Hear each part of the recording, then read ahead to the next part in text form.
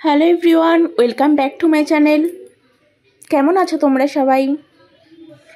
দেখো, আজকে আমি নেম প্লেট বানাবো। নেম প্লেট তোমরা কীভাবে বানাবে দেখো। আমি মোল্ডেড ক্লে দিয়ে রেসিন বেস আর ক্লে বেসটাকে ভালোভাবে মিক্স করে তারপর সরু সরু করে কেটে নিলাম।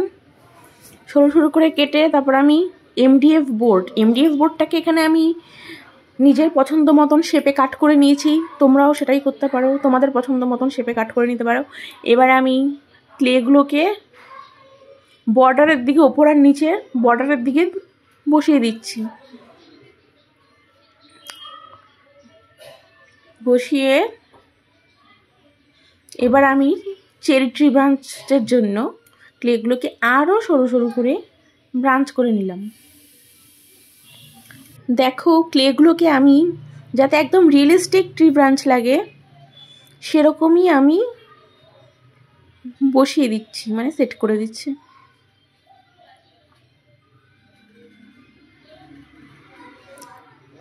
এই জিনিসটা ভীষণই ধৈর্যের একটা কাজ।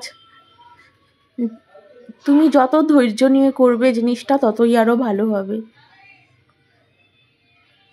দেখো, আমি ব্রাঞ্চগুলো করে নিচ্ছি। এবার আমি বানাচ্ছি একটা হ্যাঙ্গিং হার্ট, যেটা ব্রাঞ্চের থেকে ঝুলবে।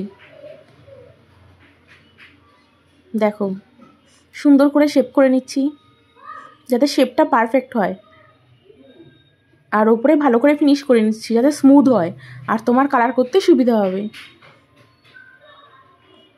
স্মুথলি ফিনিশ করতে হবে, যত স্মুথ ফিনিশ করবে তত ভালো হবে। এটা তুমি ক্লিয়ার দিয়ে যে মানে যা খুশি বানাও না কেন, ফিনিশিংটা স্মুথলি হতে হবে। এবার আমি চেরি ফুলের পাপড়িগুলোর জন্য ক্লেগুলোকে আরও ছোট ছোট করে ইকুয়াল শেপের সবকটা করে, দেখো কিভাবে বানাচ্ছি। সবকটা ইকুয়াল হবে আর স্মুথ হবে। এবার আমি ব্রাঞ্চের মধ্যে ফুলগুলোকে মনের মতন সাজিয়ে নিচ্ছি। দেখো তোমরা, এভাবে স্টেপ বাই স্টেপ ফুলগুলোকে আমি সাজিয়ে নিচ্ছি। কেমন লাগছে তোমাদের জানিও। ভিডিওটা দেখতে থাকো শেষ পর্যন্ত, আশা করি ভালো লাগবে ফাইনাল রেজাল্টটা দেখতে। দেখো, সবকটা সাজানো হয়ে গেছে, আমি বার্ডও করেছি দুটো। এবার আমি কি করছি, গেসো দিয়ে একটা লেয়ার করে দিচ্ছি, হোয়াইট গেসো দিয়ে। এই গেসোটা প্রাইমারের কাজ করে, তাহলে এর ওপরে কালারটা ভালোভাবে বসবে, সেট হবে, আর একটা স্মুথলি ফিনিশ আসবে গেসোর ওপর কালার। দেখো, গেসো দিয়ে সবটা হয়ে গেল লেয়ার করা। এবার আমি তার উপরে স্কাই কালারের অ্যাক্রিলিক দিয়ে আরেকটা লেয়ার করে দিলাম।